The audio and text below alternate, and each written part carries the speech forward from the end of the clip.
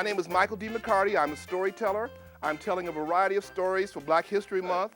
So this is a folk tale from a country called Zimbabwe, located in the south of Africa. And it's a story that I call A Strange Creature. And it goes like this. There were more than enough people to tell this young boy what to do. There was his mother, his father, his older brother, his grandfather, and then there was his aunt. And his aunt just seemed to live to tell him what to do. All day long she'd be, I want you this, I want you that, you go over here, you give me this, you give me that, no, no, no, no, no, no, no, no, no, no, no, all day long. And just like the Energizer Bunny, she kept going and going and going. And he was tired of hearing it. Sometimes he thought he would go to the local medicine man, he would get some kind of a herb or potion, and when he gave it to his aunt, it would like, shut her up. A lot of parents have asked me where they can get that potion. We'll talk later. Sometimes he thought when he got to be older, got to be bigger, had a little more bass in his voice, he would go up to that auntie and he would yell at her like she always yelled at him.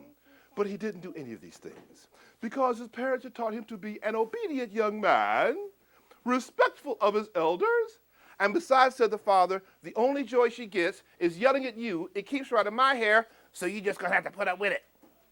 And he did. But one day, she asked him to do something that he really didn't want to do. She wanted him to leave their village and go deep, deep, deep into the woods to pick some fruit. Now the word was that in this area of the forest there were some caves. And it was said that in one of these caves there lived a strange creature. A creature with a humongous mouth and a humongous belly who liked to eat people just like you. So do you think that boy was happy to go? No. Oh, no. But because he was an obedient young man, he went. So there he was that morning outside those caves picking fruit. But all the while that he was picking fruit, monster radar. Suddenly, there was a rustling in the bushes. And then there it came out of nowhere. The strange creature with the big mouth, the big belly, and bad breath. I'm talking major league bad breath. This creature's breath was so bad that every time he went, roar, trees caught on fire. What do you think that boy did? Ran. You think he ran fast? Oh, yeah.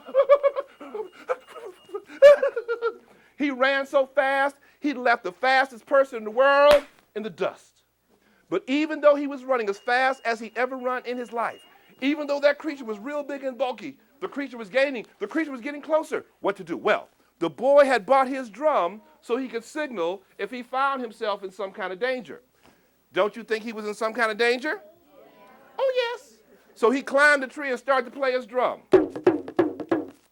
Wait a minute, I'm sorry, but in your schools, do they teach you the drum language? Oh, okay, I'll translate for you. Don't worry, I'll translate for you. That means, help! There's a strange creature after me!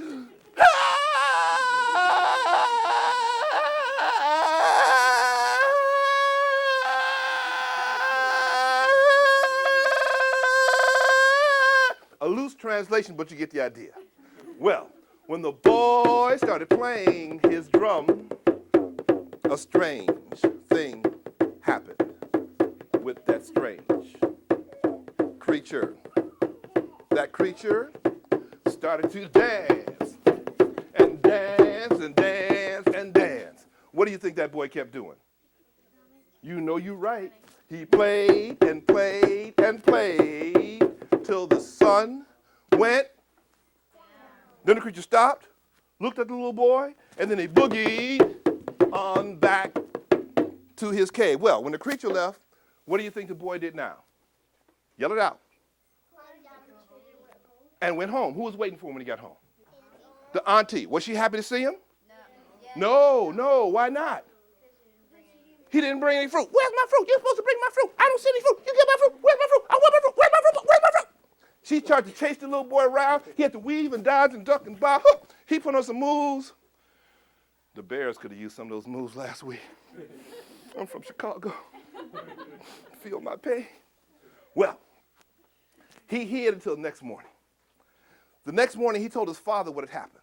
Now, the father knew that he was a truthful young man. He believed the young boy. he went to the auntie to explain the situation.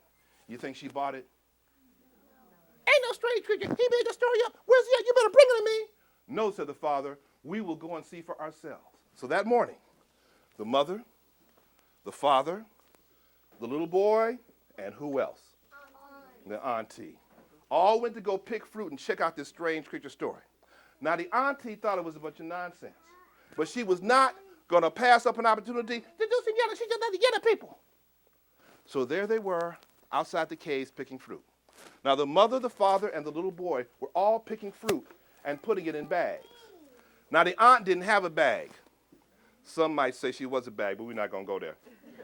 But she was definitely a greedy gut. She went up to this fruit tree, and she was just scarfing down fruit. Juice and seed and rind was flying every which way. You needed safety goggles on if you were standing within 5 or 10 feet of her.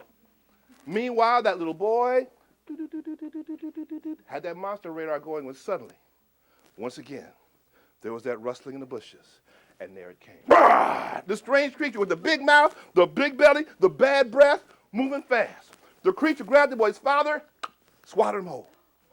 Grabbed the mom, and swatted her whole.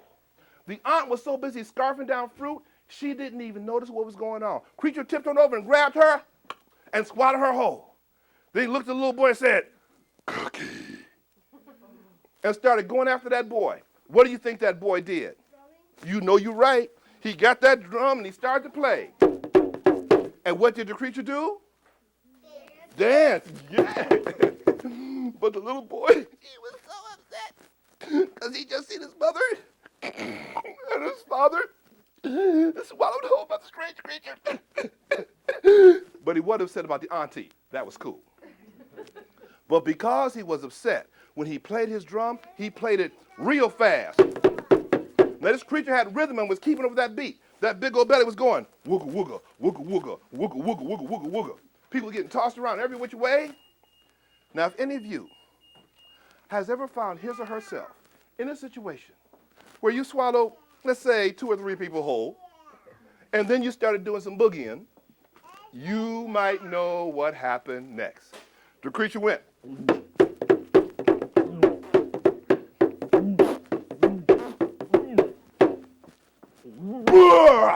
And he threw up the father, who was still alive and sucking air, just a little bit slimy. And the boy said, "Yes!" And he got back on that drum and he played, and the creature, up came the father. All right!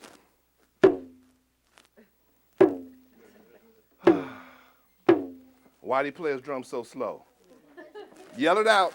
He didn't want the auntie to come back down. That's right. He liked the aunt right where she was in the belly of that strange creature.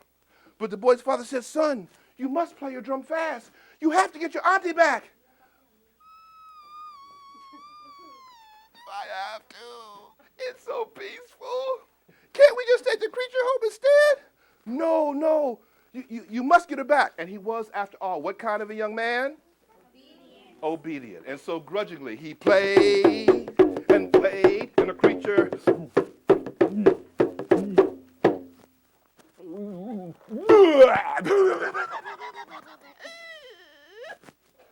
the aunt tasted bad going down. She tasted even worse coming back up. Well, the boy kept playing his drum till the sun went. And then what did the creature do? He boogie oogied. All right. We advanced now. We boogied on back to his cave. Well, when the creature left, now another strange thing happened. This time with the auntie. She wasn't yelling anymore. Something about being down in the belly, that strange creature had chilled her out big time. And from that day on, she never yelled at the young man again. He had saved her life. Thus we are left with the typical fairy folk tale type ending. They all lived, and that's the end of that. Anansi and the moss-covered rock. Now one day, it was a really hot day. I'm talking hot day in the west of Africa. It was so hot, It was 120 degrees in the shade. Is that hot? Oh, yeah. It was so hot, Anansi sitting out on his porch. He's got fans at each of his legs, and he's fanning himself, trying to cool off, but nothing is working. So he decided to take a walk through the woods and hopefully find a nice cool breeze someplace in the midst of the woods. So he's walking through the woods. He comes across something on the ground that he's never seen before. He says, "Ooh, that's a strange-looking moss-covered rock." And as soon as the last word came out of his mouth, that rock jumped up, bam, hit him on the side of his head and knocked him out. Well, when Anansi came to, he had a big old knot on the right side of his head and a headache. And he said, "What happened? I was just standing here and I was looking at that strange-looking moss-covered rock, and the rock jumped up, bam, hit him on the other side of the head and knocked him out again." Well, when Anansi came to again, he had how many knots on his head? 2 knots and a double-sized headache. And he said, "What happened? I was just standing here looking at that." And he realized that if somebody would say, that rock would knock him out. Ooh, Anansi thought. Now he had a tool in his arsenal.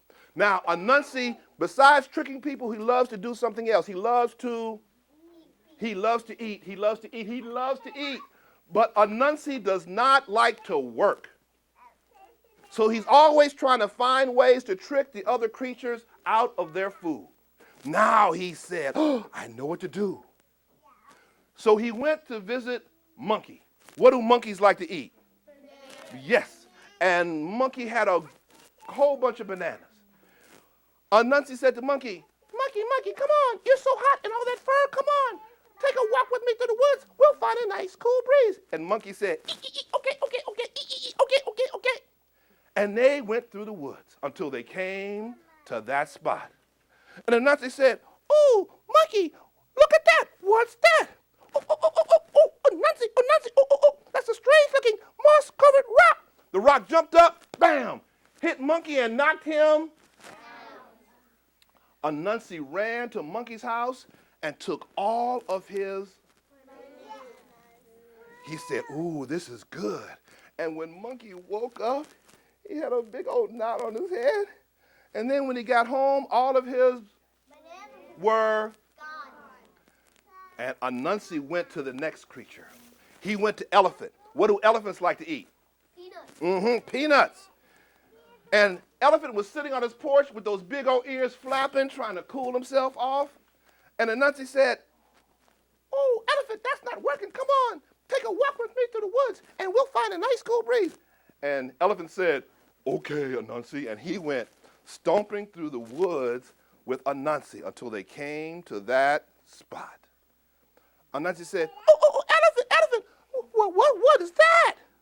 "Oh, Anansi, that's a strange-looking moss-covered rock." And the rock jumped up, bam, hit him in the head and boom, knocked him out. Well, Anansi ran to Elephant's house and took all of his.